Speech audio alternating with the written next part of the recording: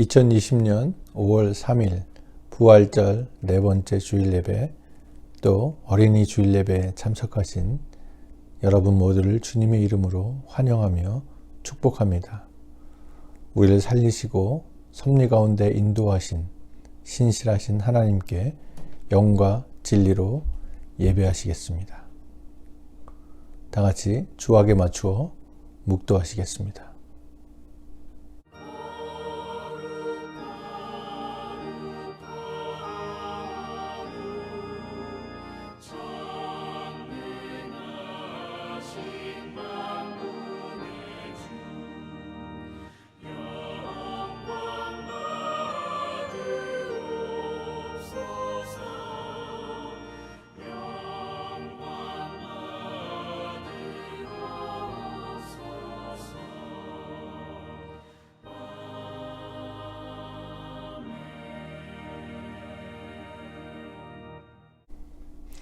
그때 사람들이 예수께서 안수하고 기도해 주심을 바라고 어린아이들을 데리고 오매 제자들이 꾸짖거늘 예수께서 이르시되 어린아이들을 용납하고 내게 오는 것을 금하지 말라.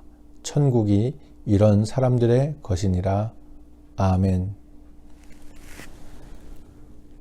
임마누엘, 우리 가정에 함께 하시고 우리 가족의 참 아버지가 되시는 하나님께 감사와 찬송과 영광을 올려드립니다. 5월을 시작하는 첫 주일 가정의 달을 맞이하여 저희들이 새싹과 같이 깨끗하고 순결한 마음을 가지고 각 가정마다 주님 앞에 나와 섰습니다. 우리에게 화목한 가정을 주신 하나님께 감사를 드립니다. 우리에게 아름다운 신앙의 유산을 물려주신 부모님과 이 믿음의 기업을 이어받을 자녀를 허락해 주신 것에 또한 감사를 드립니다. 어린아이처럼 낮고 겸손한 마음으로 주 앞에 예배를 드리오니 우리가 드리는 예배를 기쁘게 받아주시옵소서. 감사드리며 예수님의 이름으로 기도합니다. 아멘. 교동문 96번 어린이 주일 말씀을 교독하시겠습니다.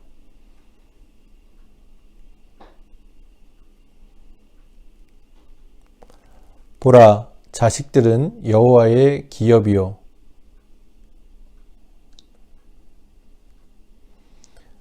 젊은 자의 자식은 장사의 수중에 화살 같으니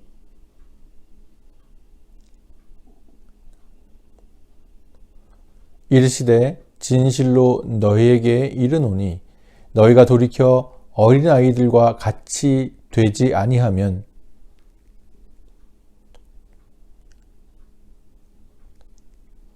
그러므로 누구든지 이 어린아이와 같이 자기를 낮추는 사람이 또 누구든지 내 이름으로 이런 어린아이 하나를 영접하면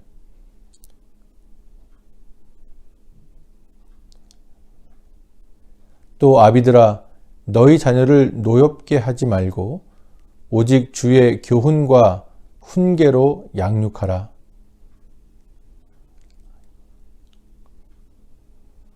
그리하면 늙어도 그것을 떠나지 아니하리라. 아멘. 다 같이 사도신경으로 우리의 믿음을 하나님 앞에 고백하시겠습니다. 나는 전능하신 아버지 하나님, 천지의 창조주를 믿습니다. 나는 그의 유일하신 아들 우리 주 예수 그리스도를 믿습니다. 그는 성령으로 잉태되어 동정녀 마리아에게서 나시고 본디오 빌라도에게 고난을 받아 십자가에 못 박혀 죽으시고 장사된 지 사흘 만에 죽은 자 가운데서 다시 살아나셨으며 하늘에 오르시어 전능하신 아버지 하나님 우편에 앉아 계시다가 거기로부터 살아있는 자와 죽은 자를 심판하러 오십니다. 나는 성령을 믿으며 거룩한 공교회와 성도의 교제와 죄를 용서받는 것과 몸의 부활과 영생을 믿습니다. 아멘. 찬송가 14장 찬송하는 소리 있어 찬송하시겠습니다.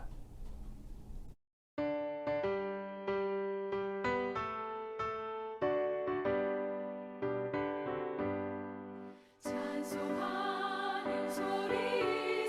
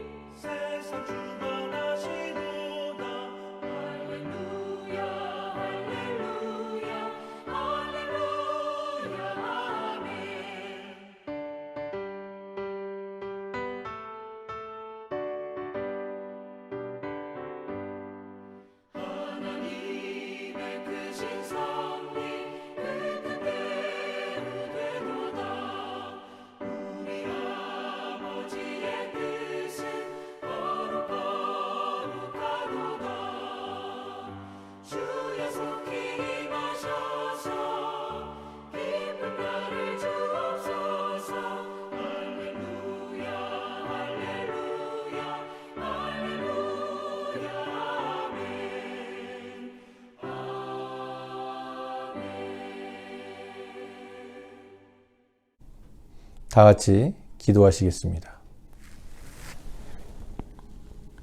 우리를 거룩한 자녀로 삼아주신 아버지 하나님, 가정의 달과 어린이 주일을 맞이하여 저희들 예배의 자리로 불러주시니 감사를 드립니다.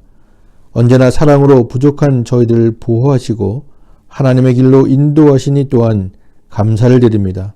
그러나 주님, 세상 가운데 살면서 저희들은 여전히 주님의 뜻 가운데 행하지 아니하고 육신의 정욕과 자랑과 탐욕 가운데 살았음을 고백하며 이 시간 하나님의 자비의 용서를 구합니다. 하나님께서 선물로 주신 자녀들에게 주의 법도와 율례를 제대로 가르치지 못했습니다. 자녀들에게 육신에 먹을 것과 삶의 환경에 좋은 것으로 주려고 노력했으나 영의 양식인 말씀을 먹이는 데에는 소홀했던 어리석은 부모들이었습니다. 자녀들 앞에서 믿음의 본을 보이기보다는 불신앙적인 모습으로 오히려 자녀들의 영혼에 상처를 주었습니다. 주님의 몸된 교회를 바르게 섬기지 못하고 형제 자매들을 비난하는 것을 통해 자녀들이 실망하여 하나님과 하나님의 교회를 떠나기도 했습니다.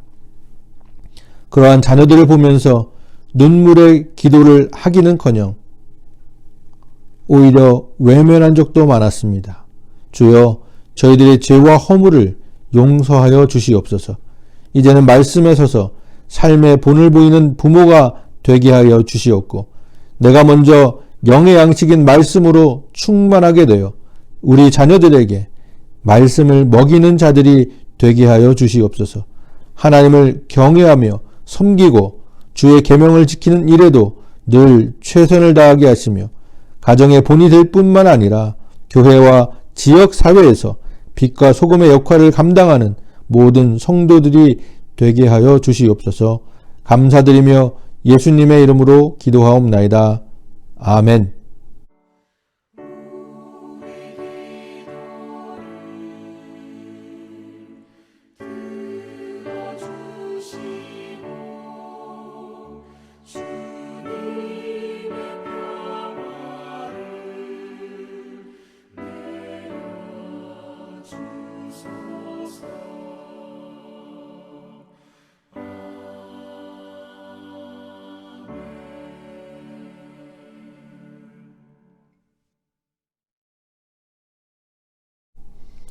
하나님께서 오늘 우리에게 주시는 말씀은 요한 1서 1장 9절로부터 2장 6절까지의 말씀입니다.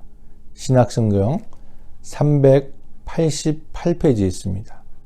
요한 1서 1장 9절로부터 2장 6절까지의 말씀입니다.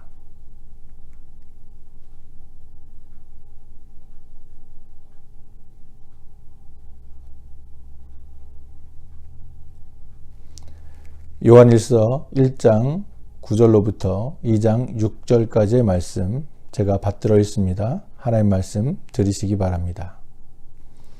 만일 우리가 우리 죄를 자백하면 그는 미쁘시고 의로우사 우리 죄를 사하시며 우리를 모든 불의에서 깨끗하게 하실 것이요 만일 우리가 범죄하지 아니하였다 하면 하나님을 거짓말하는 자로 만드는 것이니 또한 그의 말씀이 우리 속에 있지 아니하니라. 나의 자녀들아 내가 이것을 너희에게 쓰면 너희로 죄를 범하지 않게 하려 함이라. 만일 누가 죄를 범하여도 아버지 앞에서 우리에게 대언자가 있으니 곧 의로우신 예수 그리스도시니라. 그는 우리 죄를 위한 화목제물이니 우리만 위할 뿐 아니요 온 세상의 죄를 위하심이라. 우리가 그의 계명을 지키면 이로써 우리가 그를 아는 줄로 알 것이요 그를 아노라 하고 그의 계명을 지키지 아니하는 자는 거짓말하는 자요 진리가 그 속에 있지 아니하되 누구든지 그의 말씀을 지키는 자는 하나님의 사랑이 참으로 그 속에서 온전하게 되었나니 이로써 우리가 그의 안에 있는 줄을 아노라. 그의 안에 산다고 하는 자는 그가 행하시는 대로 자기도 할지니라. 아멘. 거룩하신 아버지 하나님, 오늘도 주의 능력의 말씀을 가지고 하나님께서 우리에게 주시는 귀한 음성을 듣기를 원합니다. 저의 마음을 여시고 귀를 여시고 우리의 모든 것을 열어주셔서 주의 귀하신 말씀이 우리 가운데 충만하게 운행하여 저희로 하여금 하나님의 백성으로 살기에 부족함이 없도록 인도하여 주시옵소서. 감사드리며 예수님의 이름으로 기도하옵나이다. 아멘. 예수님을 주님으로 영접한 우리 모두는 하나님 앞에서 믿음의 삶을 살려고 노력하고 있습니다. 그런데 우리 주인 되시는 예수 그리스도에 대한 바른 이해와 믿음이 없거나 혹은 그것이 잘못되었다면 그것을 통해 우리의 삶 가운데 이루어지는 모든 결정들, 즉 저와 여러분들이 예수님을 영접하고 하나님의 자녀로 살아가고 있는 모든 삶의 시간들이 하나님께서 우리는 열심히 한다고 하지만 하나님께서 원하시는 삶이 아닐 수도 있게 되는 것입니다. 오히려 하나님께서 원하시는 방향과는 잘못된 방향으로 나갈 수도 있게 되는 것입니다. 심지어는 참으로 불행하게도 그런 열심을 가지고 오히려 이단이나 사이비 종교에 빠질 가능성도 있다는 것입니다. 그러므로 하나님 말씀을 정확하게 알고 우리가 믿고 의지하며 우리의 구원자가 되시는 예수 그리스도의 구원의 사역들에 대해서 정확하게 아는 것이 무엇보다도 중요하다고 할 수 있습니다. 오늘 본문인 요한 1서는 1세기 후반경에 기록된 사도 요한이 첫 번째 편지로 알려져 있습니다. 그리고 그 편지의 수신처는 에베소 교회와 소아시아의 여러 교회로 알려져 있습니다. 요한 1서는 무엇보다도 하나님과의 영적인 교제에 대한 내용들이 강조되어 있으며 그러한 삶을 사는 사람들, 하나님과의 교제 가운데 사는 성도들의 삶의 특징들에 대해서 기록되어 있습니다. 그러므로 우리 성도들에게 하나님과의 영적인 교제에 대한, 그러니까 하나님께서 어떤 분이시고 우리가 어떻게 하나님과의 교제를 나누어야 되는지, 또 그 교제 가운데 우리의 삶이 어떻게 영향을 받으며 그것을 통해서 하나님께서 기뻐하시는 삶이 무엇인지를 우리에게 이야기해 주고 있습니다. 1장 3절에 사도 요한은 이 글을 쓴 이유를 밝히고 있습니다. 제가 읽으면 우리가 보고 들은 바를 너희에게도 전함은 너희로 우리와 사귐이 있게 하려 함이니 우리의 사귐은 아버지와 그의 아들 예수 그리스도와 더불어 누림이라. 사도 요한이 이 글을 쓴 이유가 바로 성도의 교제, 또 하나님과의 교제를 통한 성도의 교제에 대해서 알려주려고 이 글을 썼다고 밝히고 있습니다. 여기서 말하는 사귐이라는 헬라어 단어는 우리가 잘 아는 코이노니아로 번역된 그러한 말입니다. 코이노니아는 교제라는 뜻을 가지고 있습니다. 따라서 여기서 말하는 코이노니아, 교제, 성도의 교제라고 하는 이야기는 먼저 사람과 하나님 사이에 단절되었던 교제, 그러니까 하나님과 사람 사이의 영적인 교제가 인간의 죄악으로 인해서 단절되었는데 예수 그리스도로 말미암아 그 단절된 교제가 다시 영적으로 이어지고 영적으로 이어진 그 교제를 점점 예수 그리스도를 믿고 하나님의 백성으로 이 땅을 살아가는 동안에 그것이 승화되어지며 단단하게 되어지고 동시에 이 세워졌던 영적인 교제가 사람 사이의 교제로 올바르고 단단하게 한다는 뜻이 바로 코이노니아, 성도의 교제라는 뜻의 의미가 되는 것입니다. 복음은 바로 이러한 코이노니아, 즉 이 십자가의 사랑을 완성시키는 하나님의 능력, 파워가 되는 것입니다. 이것이 바로 복음인 것이에요. 그래서 사도 바울이 이 하나님의 능력, 하나님과 인간 사이의 교제를 완성시키고 또 인간과 인간 사이의 교제가 이루어지는, 진정한 교제가 이루어지는 이 십자가의 복음, 이 복음이 말의 지혜나 또 자신의 어떤 행동으로 인해서 전해지지 아니했다고 밝히고 있습니다. 사람의 어떤 계획이나 의도로 인해서 이것이 이루어지는 것이 아니라는 뜻입니다.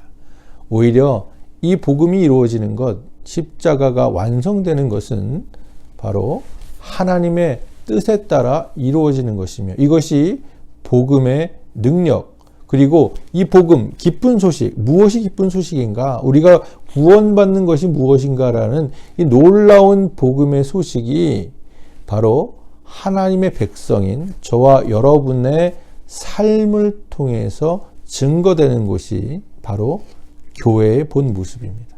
이것이 교회의 본질적인 목적이 되는 것이죠. 하나님의 그 크신 사랑이 인간들에게 전해지는 이 놀라운 교제의 현장이 이루어지는 곳이 바로 교회이며 세상은 그 교회에 다니는 사람들의 삶의 모습을 보고 하나님을 알게 되며 하나님께 영광을 돌리게 되는 것입니다.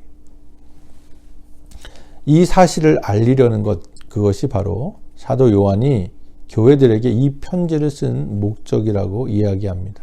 그리고 오늘 저와 여러분에게 부활절 네 번째 주일 또 어린이 주일에 저와 여러분에게 주시는 하나님의 음성이 되는 것입니다. 이러한 교제, 즉 하나님과의 교제를 통한 성도의 교제가 이루어지는 것을 통해서 그것이 점점 퍼져나가고 그 밀도가 높아지며 그것이 깊게 되는 과정을 통해서 우리 가운데 자연스럽게 발생하는 결과가 기쁨입니다. 그래서 교회 나가서 기쁨을 누리고 정말 우리 얼굴이 밝아지고 하는 것이 바로 기본적으로 이러한 과정을 통해서 우리 가운데 오는 것입니다. 교회가 세상에서 주는 그런 동호회 모임이라든지 세상의 모임 가운데 주는 여러 가지 기쁨이 있을 거 아니에요. 사람들과 만나서 즐거움이 있고 같은 뜻과 목적을 가진 사람들이 만나서 하는 여러 가지 행위들 가운데 오는 기쁨이 있을 텐데 그것과 구별되는 근본적인 이유가 바로 코이노니아의 비밀에 있다는 것입니다. 그래서 이 기쁨은 요한복음 17장 13절에서 예수님께서 이렇게 제자들에게 언급하신 기쁨이에요.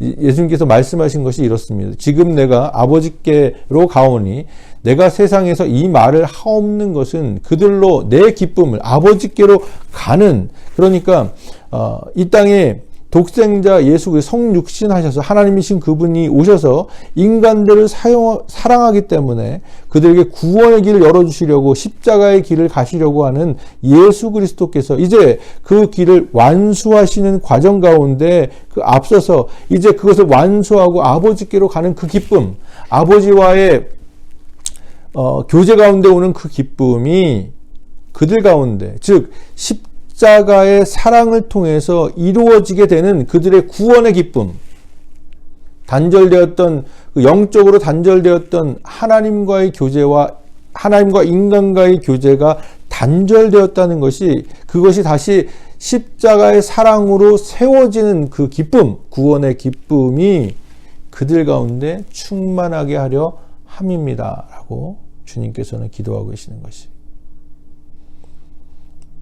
예수님께서 잡히시던 날 밤에 제자들을 위해서 중보하시면서 기도하신 이 기쁨은 말씀드린 대로 하나님과의 관계성, 즉 우리가 이야기하는 코이노니아, 교제, 하나님과의 교제 가운데서 이해되어야 되는 것입니다. 이것이 되지 않는다면, 그러니까 구원의 기쁨이 없는, 구원의 기쁨이 전제되지 않는 그러한 모임들은 아무런 의미가 없다는 것입니다. 그래서 주님께서 말씀하신 이 기쁨은 그리스도 안에 있는 구원과 분리될 수 없는 그러한 기쁨이라고 여러분께서 생각하시면 됩니다. 그런데 이러한 하나님과 인간 사이의 교제, 그 코이노니아를 이루기 위해서는 몇 가지 기본적인 중요한 개념이 전제돼야 됩니다. 이것이 없으면 그 하나님과 인간 사이의 교제, 코이노니아의 기쁨이 성립되지 않는다는 것입니다. 그 첫 번째가 바로 뭐냐니까 어둠의 일을 버리고 빛 가운데로 행하야 된다는 것입니다. 이 말씀은 기본적으로 우리가 이 말씀이 주어진 그 이유는 어둠의 일을 버리고 빛 가운데 나온다는 것은 우리가 하나님을 믿지 않은 불신앙 가운데 있다가 어둠 가운데 있다가 죄의 사슬 가운데 매여 있다가 이제 빛 대신 예수 그리스도를 통해서 우리가 그 어두움에서 빛으로, 즉 예수를 믿는 믿음 가운데서 구원을 이룬다는 그러한 뜻이, 그러니까 불신앙 상태에서 믿음으로 하나님 앞으로 나아가야 되는 것을 의미하는 것입니다. 그런데 이 하나님의 백성이 된 저와 여러분들 가운데 이 하나님의 교제, 이 첫 번째 그 예수 그리스도를 통한 믿음의 그 교제, 구원받는 기쁨이 전제된 가운데 이제 구원받은 백성으로서의 하나님의 교제는 먼저 우리가 스스로 죄악된 모습에서 벗어나서 하나님께 우리의 죄를 고백하며 회개하는 일로부터 시작돼야 된다는 것입니다. 우리가 예수를 믿은 다음에도 여전히 죄를 짓고 살아가고 있죠. 예수 믿지 않는 상태와는 다른 의미의 그런 죄악 가운데 있지만 그러한 자범죄를 우리는 늘 지으며 하나님 앞에 죄와 허물 가운데 살아가고 있습니다. 그런데 그 가운데서 하나님 앞에 나아가려면 우리는 우리의 죄를 하나님께 고백하고 회개하는 일이 필요하다는 것입니다. 그것으로부터 우리의 교제가 시작이 된다는. 그러니까 다짜고짜 우리가 하나님 이것 좀 해주세요. 하나님께 대화한다고 교제한다고 기도한다고 하나님께 그냥 아무런 그거 없이 하나님 뜬금없이 하나님 이것 좀 해주세요. 나 지금 당장 필요해요. 그러면 온전한 교제가 되지 않는다는 것입니다. 우리가 하나님과의 이 교제에서 가장 중요하게 생각해야 될 부분이에요. 하나님께 기도한다는 것, 하나님과의 사귐을 가진다는 것이 어떤 의미가 있다는 것을 우리가 기억해야 된다는 것입니다.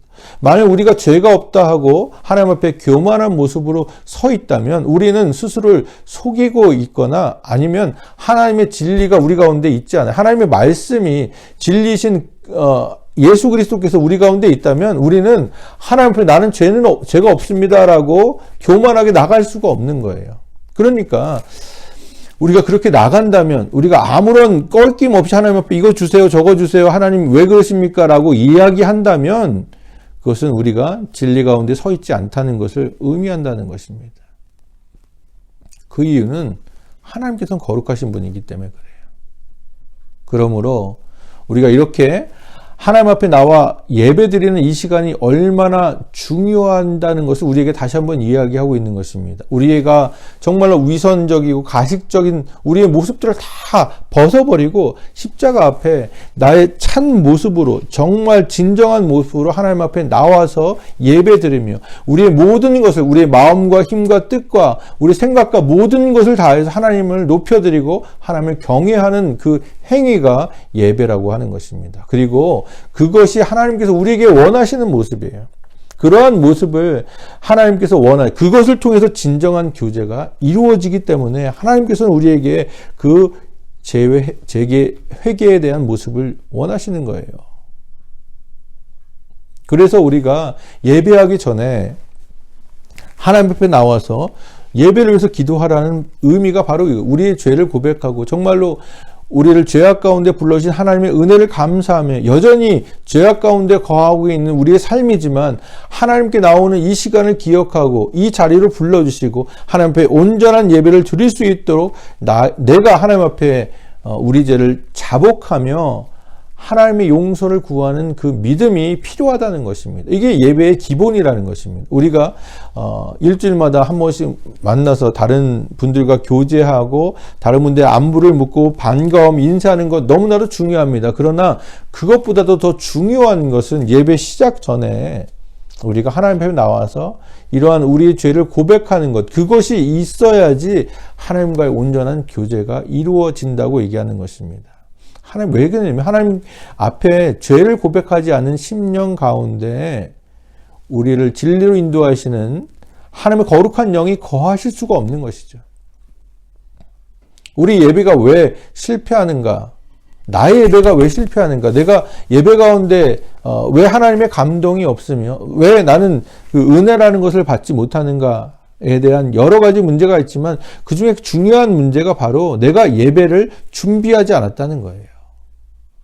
내가 온전한 예배를 드리기 위해서 하나님 앞에 내 스스로를 나아가지 않는다는 것입니다. 준비하지 않았다는 것입니다. 그렇게 된다면 우리 심령 가운데 우리 죄를 깨닫게 하고 우리 인도하시는 하나님의 말씀이 거하실 수가 없어요. 하나님의 거룩한 영이 우리 가운데 계실 수가 없다는 거예요. 왜냐하면 우리 마음속은 이미 내 자신의 교만과 내 것으로 가득 차 있기 때문에 그래요. 하나님께서는 이 죄를 고백하시는 것만 말씀하시는 것이 아니고 우리가 그렇게 행할 때 실제로 우리에게 주어지는 놀라운 하나님의 은혜와 소망에 대해서 우리에게 말씀하고 계시는 것입니다. 다시 한번 말씀드리면 하나님께서는 빛이시기 때문에 우리도 하나님과 교제하기 위해서는 빛 가운데 행해야지만 하나님과의 코이노니아를 가질 수가 있다는 것입니다. 그런데 문제가 있습니다. 그러면 실제로 우리 자신을 바라보면 우리는 여전히 믿음으로 죄를 용서받고 하나님의 자녀가 되었지만 여전히 죄 가운데 살고 있어요. 우리 가운데 아무런 흠이 없는 사람이 없습니다. 우리는 여전히 어둠 속에 거하고 있습니다. 어두운 면이 있어요. 그렇다면 우리 가운데 어두운 면이 있는데 하나님과의 교제가 실제적으로 불가능하지 않습니까? 논리적으로 보면 불가능하죠. 빛 가운데 계신 그분과 교제하기 위해서는 우리가 빛 가운데 행해야 되는데 그렇지 않잖아요. 우리 삶이 그렇지 않지 않습니까? 우리는 매일매일 어쩌면 매 시간 생각으로 또 우리의 행위로 말로 죄를 짓고 있습니다. 하나님께서 원치 않은 일을 하고 있어요. 하나님 말씀에 불순종한 판단과 결단과 생각들을 하고 있습니다. 그렇다면 우리가 어떻게 빛 가운데 계신 하나님과 교제할 수 있겠습니까? 우리가 그것을 할 수 있는 근거가 말씀드린 것처럼 예수 그리스도의 십자가의 보혈입니다.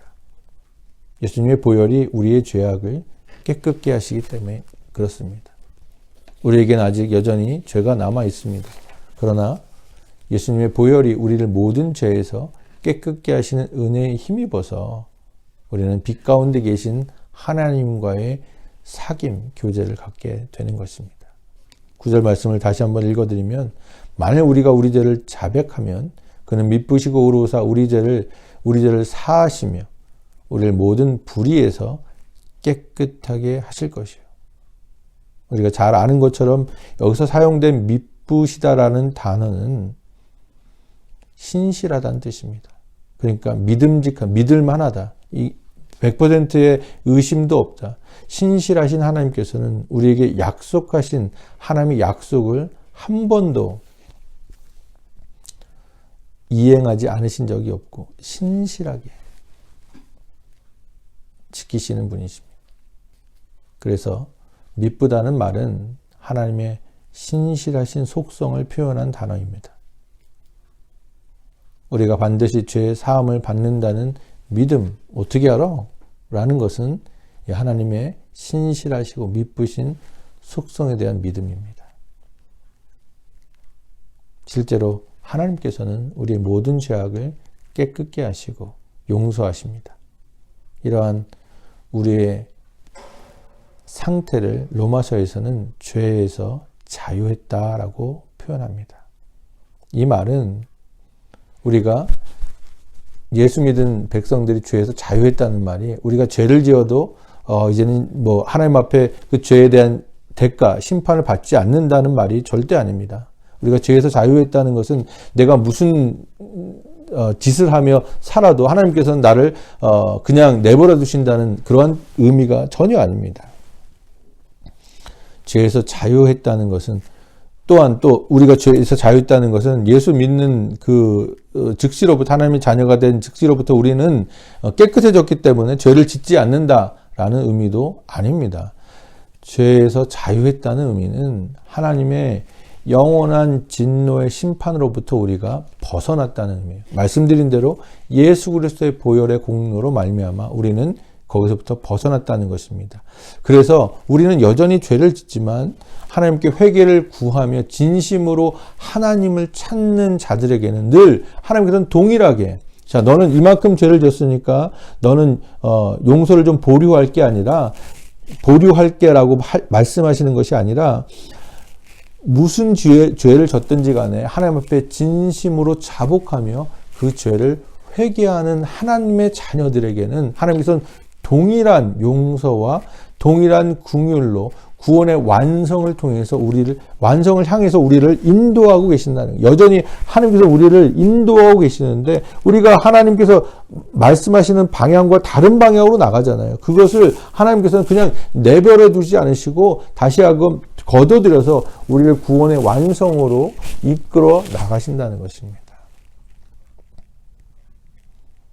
그것이 바로 사도 요한이 이야기한 것이고, 이제 그 죄 사함의 교제에 대해서 말씀하신 사도 요한은 이제 우리의 집중을 예수 그리스도께로 바꾸게 되는 것이죠. 1절을 다시 한번 읽습니다. 2장 1절의 말씀.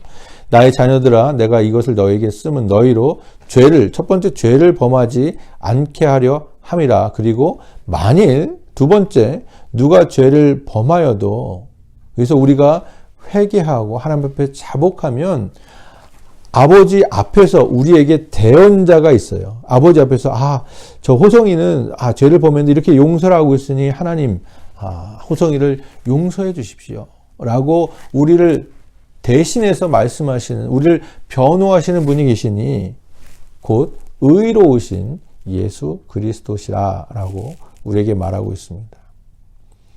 이 말은 예수님께서 우리 죄를 위해서, 우리 모든 죄악을 위해서 십자가에서 달려서 희생당하셨다는 것을 전제로 말씀하고 있는 것입니다. 예수님께서 우리 죄를 위해서 대언하실 수 있는 그러한 근거가 바로 그분의 십자가에서 보혈을 흘리시고 우리 죄를 위해서 화목제물로 희생당하셨다는, 2절에 화목제물이라는 그러한 말이 나오죠. 예수님께서 우리 죄를 위한 화목, 하나님과의 교제를 이루기 위한 제물이 되셨어요. 우리 죄를 위해서 대신 죽으셨다는 것입니다. 이 진리를 통해서 구원이 이루어지게 되는 것이죠. 그것을 우리가 믿는 것이죠. 그런데 이 구원의 진리가 작동되려면 말씀드린 것 같이 반드시 믿음이라는 틀이 있어야 되는 거예요. 그냥 자동적으로 이루어지는 것이 아니라 우리가 이 사실을 믿는 믿음이 있을 때 비로소 십자가의 보혈을 통해서 하나님과 저와 여러분이 연결되는 거예요. 십자가가 이루어지는, 수직적인 교제가 이루어지는 것입니다. 화목제물이라는 말 자체에 이제 용서하겠다는 거예요. 제물이란 화목하게 하는 제물이기 때문에 이것이 제물로서 사용되었을 때는 이미 용서가 이루어졌다는 의미가 있는 것입니다. 그래서 이 세상에 다른 길이 없다고 우리는 얘기하고 있는 것이죠. 주장하고 있는 거예요. 이게 진리이기 때문에 이 세상에는 예수 그리스도 화목제물로 되셨기 때문에 다른 길이, 하나님의 이룰 수 있는, 우리 인간의 구원을 이룰 수 있는 다른 길이 없게 되는 것이죠. 우리는 주님께서 나 대신에 죽으시고 우리 구원을 이루신 대속물이 되셨음을 인정하고 믿으며 받아들여야 되는 것입니다. 그리고 사도 요한은 이제 세 번째로 강조하는 것이 있는데 무엇이냐니까, 그리고 그것을 믿는 믿음대로 살아가는 것이 중요하다는 거예요.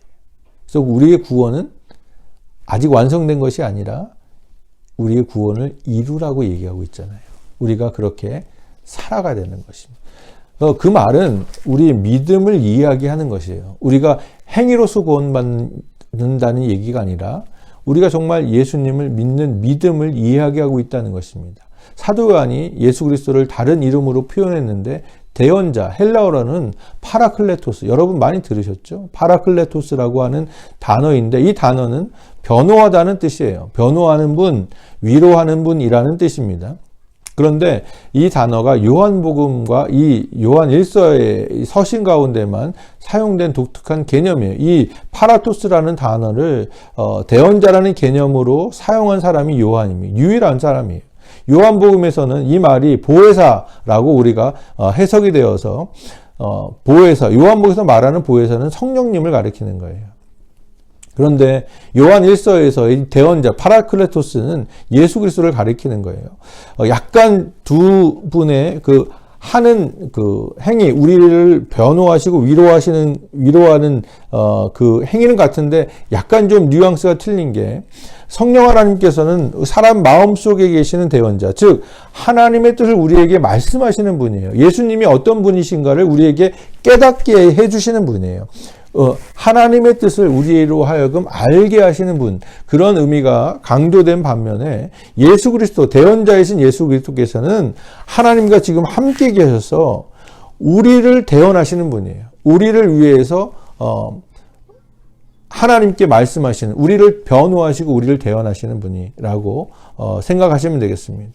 예수님께서 십자가에 돌아가신 후에 많은 제자들이 실망 가운데 예루살렘을 떠나게 됐죠. 자신의 집으로 돌아가는데 그 중에 누가복음에 보면 엠마오로 가는 두 제자의 이야기가 있죠. 그 두 제자를 만나신 부활하신 예수님, 부활하신 주님을 그들이 만난 다음에 가던 길을 돌이켜서, 절망의 길을 돌이켜서 다시금 예루살렘으로 돌아가는 것을 우리가 보게 되죠.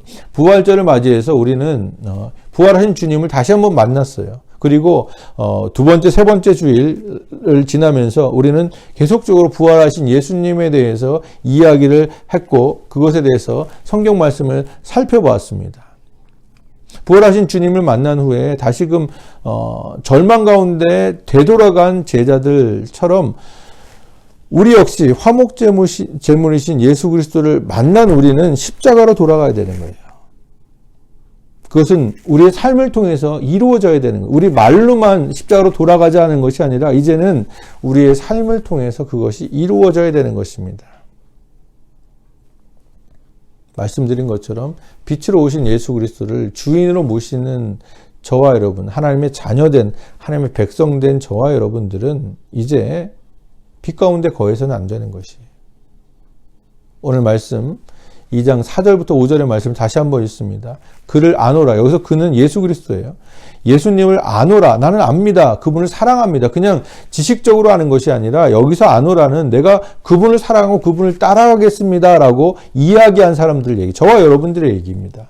그분을 아노라 하고 그의 계명을, 예수님께서 말씀하신 것을 지키지 아니하는 자는 어떤 자라고 얘기합니까? 거짓말하는 자라는 거예요. 우리 마음 가운데 내가 주님을 압니다라고 하면서도 그분의 말씀을 지키지 않는다 하는 것은 내가 거짓말한다는 거예요. 그리고 실제적인 진리, 예수 그리스도에 대한 진리가 주님이, 하나님의 말씀이 그 속에 있지 않다는 거예요. 그냥 말로만 나는 주님을 압니다, 주님을 믿습니다 하는 것이지 그 가운데 실제적으로 복음의 진리가 들어있지 않다는 거예요. 굉장히 심각한 말씀이죠. 누구든지 그 말씀을 지키는 자는 하나님의 사랑이 참으로 그 속에서 온전하게 되는, 하나님의 사랑, 인간을 구원하신 그 참 사랑이 우리 가운데, 다시 말해서 십자가의 교제가 이루어졌다는 거예요. 코이노니, 하나님과의 교제가 이루어졌다는 것입니다. 그래서 이로써 우리는 이제 하나님의 사랑이 그 안에 있는 것을 우리가 알게 됐다는, 십자가의 사랑이 완성된다는 것입니다. 그러므로 우리는 늘 하나님 앞에서 자신의 죄를 고백하며 겸손의 옷을 입어야 되는 것입니다. 또 우리 대언자 되시며 중보자 되신 주님과 연합하며 주님의 계명을 지켜 서로 사랑하는 일에 힘써야 되는 것입니다. 이거는 그냥 자연스럽게 되는 게 아니에요, 여러분. 아시는 것처럼 기도도요, 자연스럽게 되는 것이 아니에요. 우리는 기본적으로 거기에는 거슬리는 본성을 아직도 소유하고 있습니다. 우리가 하나님 말씀을 읽고 기도하며 하나님 말씀대로 순종하며 살아가는 것은 우리가 매일매일 말씀드린 것처럼 우리를 십자가에 못 박고 하나님 말씀을 따라가야 되는 그러한 노력이 필요한 것입니다. 그것이 하나님을 사랑하는 일이에요. 그것이 하나님의 계명을 지키는 것입니다. 이것이 성도된 우리들이 추구해야 될 삶의 모습이에요. 우리는 세상을 보면서 때로는 부러움을 느끼기도 하죠. 특별히 잘 산다고 생각하는 세상적인 관점에서 잘 산다고 생각하는 사람들을 봤을 때 부럽습니다. 그들이 가지고 있는 소유하고 있는 많은 것들을 보며 부러움을 느끼기도 합니다. 그러나 우리가 그들의 삶을 쫓아가서는 안 되는 거예요. 우리는 주님을 따르는 제자들입니다. 주님을 따라서 가야 되는 것입니다. 우리가 추구해야 돼. 그쪽으로 향하는 우리의 눈을 자꾸 하나님, 자꾸 성경, 하나님 말씀과 예수 그리스도로 모아야 되는 것입니다. 주님께서는 심지어는 이렇게 눈이 우리를 범죄케 하게 하는 눈을 빼라 라고까지 과격하게 말씀하시는 이유가 돈을 가지고 지옥에 가는 것보다 자꾸 우리를 유혹하는 것을 통해서 우리가 그 발걸음이 그쪽으로 나도 모르게 따라가는 것보다 눈이 없이 구원받는 것이 더 좋은 일이기 때문에 그렇습니다. 그래서 때로는 재물이 많이 없는 것이 하나님께서 주신 복이 될 수가 있는 거예요.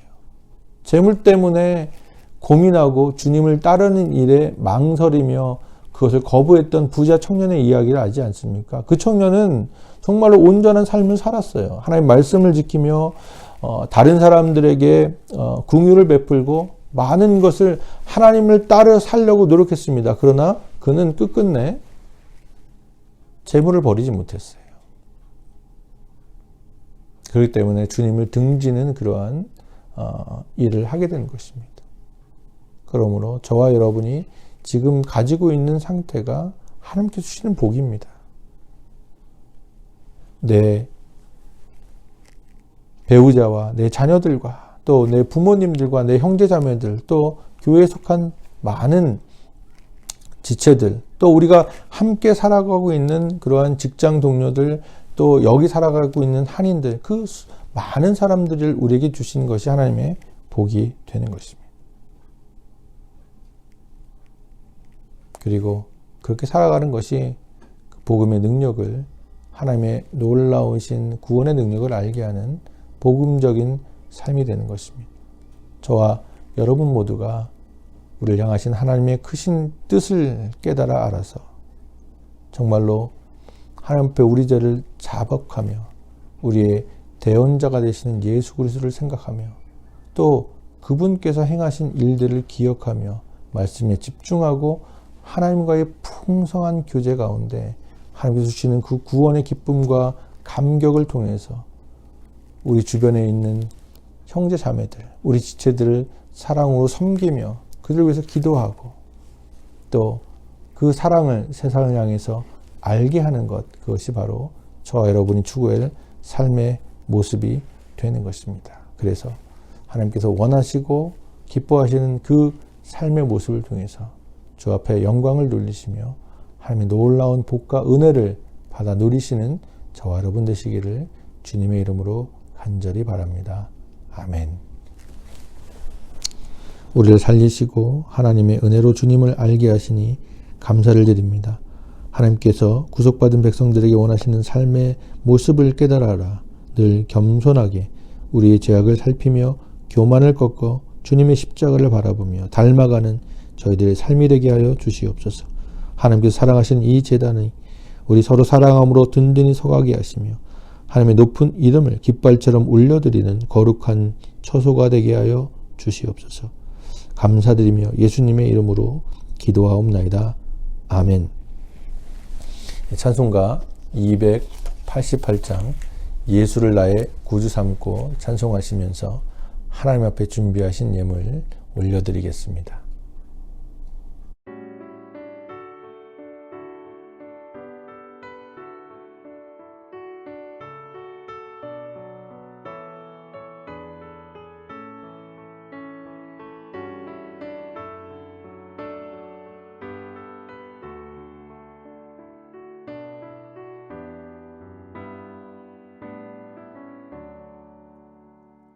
예수를 나의 구주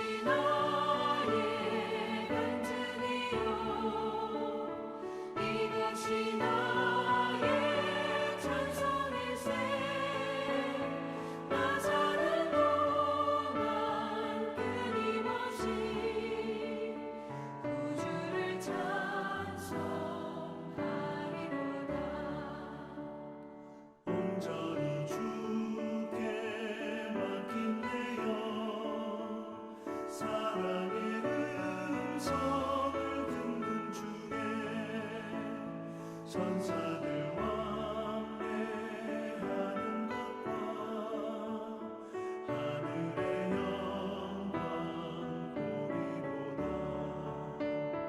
이것이 나의 간증이요 이것이 나의 찬송일세. 나 사는 동안 끊임없이 구주를 찬송하리로다.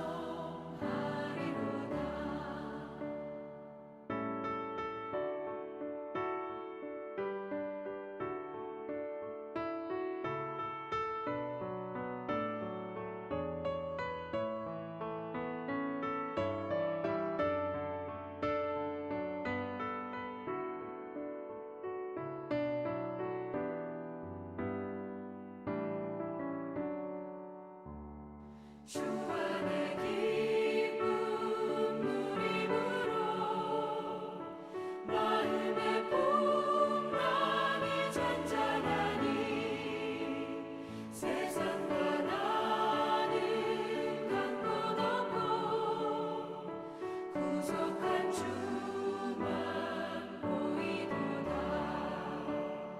이것이 나의 간증이요 이것이 나의 찬송일세.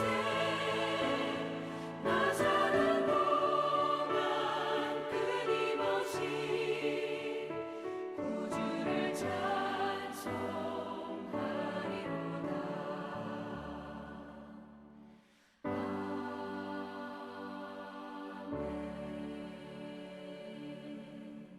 기도하시겠습니다. 세상의 것을 사랑하면 하나님의 사랑이 그 가운데 있지 않다고 말씀하신 주님, 저희들에게 베푸신 모든 것이 주님의 것임을 이 시간 고백하며 감사를 드립니다. 저희들로 하여금 세상의 것을 사랑하지 않고 오직 신령한 하나님 나라로 소망을 갖게 하시며 나그네 같은 이 땅을 삶을 승리하며 살게 하여 주시옵소서. 주님 주신 모든 것 중에서 극히 작은 일부를 주 앞에 돌려드립니다. 이 예물의 의미는 우리의 삶이 모두 주님의 것이며 우리의 삶을 드리겠다는 헌신의 의미입니다. 하나님, 우리의 헌신과 우리의 예물을 기뻐 받아주시며 또한 예물을 올리는 손길마다 주님 기억하시고 그 가운데 하나님의 놀라우신 복과 하늘의 신령한 은혜를 허락하여 주시옵소서. 감사드리며 예수님의 이름으로 기도하옵나이다. 아멘. 교회 소식 말씀드립니다. 부활절 4번째 주일 예배, 또 어린이 주일 예배 참석하신 여러분 모두를 주님의 이름으로 다시 한번 환영하며 진정으로 축복합니다. 예배가 계속적으로 동영상으로 진행되고 있습니다. 그러나 조만간 또 우리가 교회에서 예배하는 일이 있게 되기를 소망하며 계속 기도하고 있습니다. 여러분들 좀 힘드시고 어려우시지만 조금만 더 참고 우리가 가정에서도 정말 하나님께서 기뻐 받으시는 베델 한인교회 공동체 예배가 될 수 있도록 예배에 참여해 주시고 적극적으로 참여해 주시고 또 기도해 주시고 함께 모여서 예배할 날을 소망 가운데 그렇게 바라보시기 바랍니다. 우리 말씀드린 대로 김노아 선교사님 위해서 기도해 주시고요. 우리 수엔자매 또 수술 후 회복을 위해서 또 이슬자매 또 출산을 위해서 기도해 주시고 또 김수기 집사님 아이들 위해서 기도해 주시기 바랍니다. 불악과 스탈라 또 양육권이 잘 문제가 해결될 수 있도록 위해서 여러분 기도해 주시기 바랍니다. 또 여러 가지 연로하신 우리 성도님들 위해서 기도해 주시고요. 교회 여러 사역들 위해서 여러분 기도해 주시고 또 교회가 나가야 할 방향이 무엇인지를 깊이 생각하며 우리의 삶의 모습을 하나님께 돌릴 수 있도록 여러분 위해서 기도해 주시기 바랍니다. 다른 말씀 없으시면 같이 54장 찬송하시고 기도하시고 축도하심으로 예배를 마치도록 하겠습니다.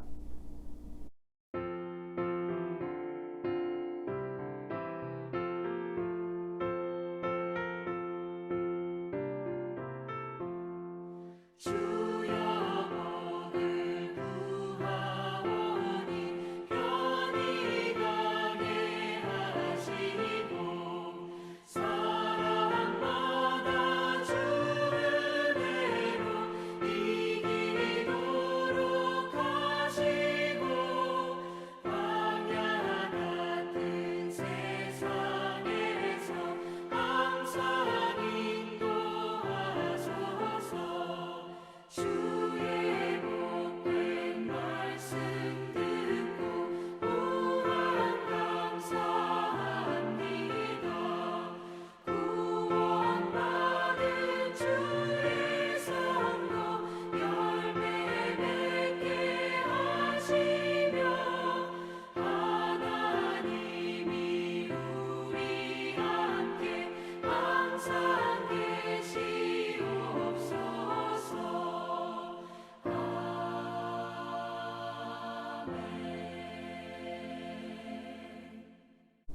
다 같이 기도하시겠습니다.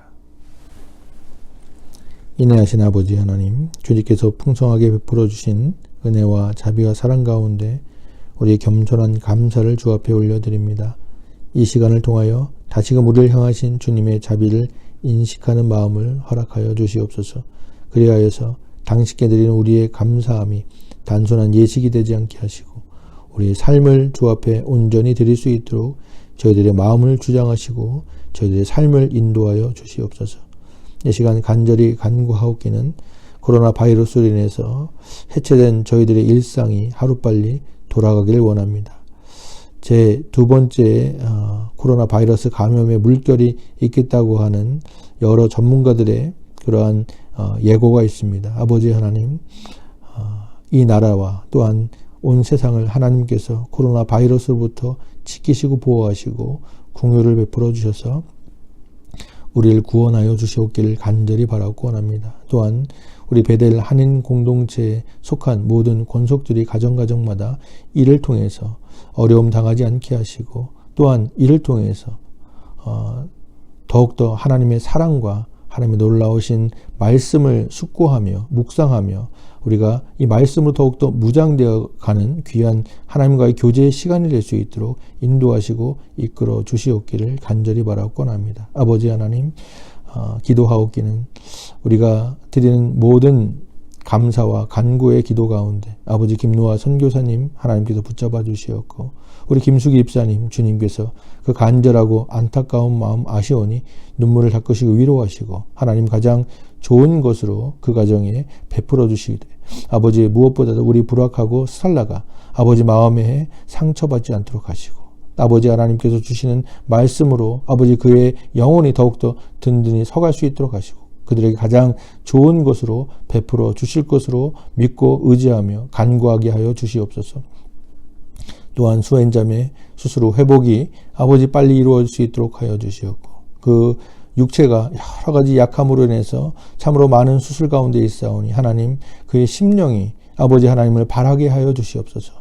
이제 주님을 더욱더 의지하며 하나님께 나아오고는 우리 수행 자매가 될 수 있도록 인도하시고 이끌어 주시옵소서. 아버지 이슬이 태중의 아기를 하나님께서 복되게 하여 주시고 그 아이가 참으로 이 땅에 나와서 참 아름다운 선물이 되게 하시고 그 가정에 귀한 기업이 되게 하시며 하나님께 드리는 감사의 제목이 되게 하여 주시옵소서. 하나님께서 눈동자처럼 지켜주시옵고 아버지 이 땅에 나오는 그 순간까지 또 나와서 하나님께서 그에게 귀한 믿음을 허락하시고 하나님의 능력의 자녀가 되게 하셔서 이 땅에 귀한 아버지 하나님 일꾼이 될 수 있도록 인도하시고 이끌어 주시옵소서.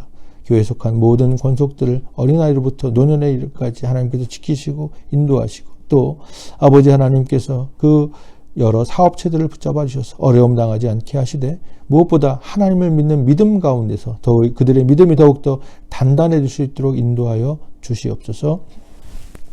이제는 우리 주 예수 그리스도의 귀한 은혜와 하나님 아버지의 놀라우신 사랑과 성령님의 인도하심이 이제 이후로 더욱더 하나님을 사랑하며 말씀을 지키고 하나님의 뜻을 따라 살아가기로 다짐하며 이웃을 떠나는 모든 성도님들과 그들의 가정과 하신 일들 위해 세우신 이 제단 위에 지금부터 영원까지 함께 하시기를 간절히 축원하옵나이다.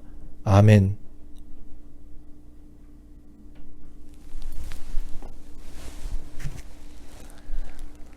오늘도 예배를 마쳤습니다. 또한 하나님께서 우리에게 주시는 한 주간 동안 여러분의 삶 가운데 하나님과 동행함으로 하나님과 교제 가운데 풍성한 기쁨이 넘치게 하시고 늘 감사함으로 살아가시는 모든 베델 한인교회 공동체 여러분 되시기를 주님의 이름으로 간절히 바랍니다.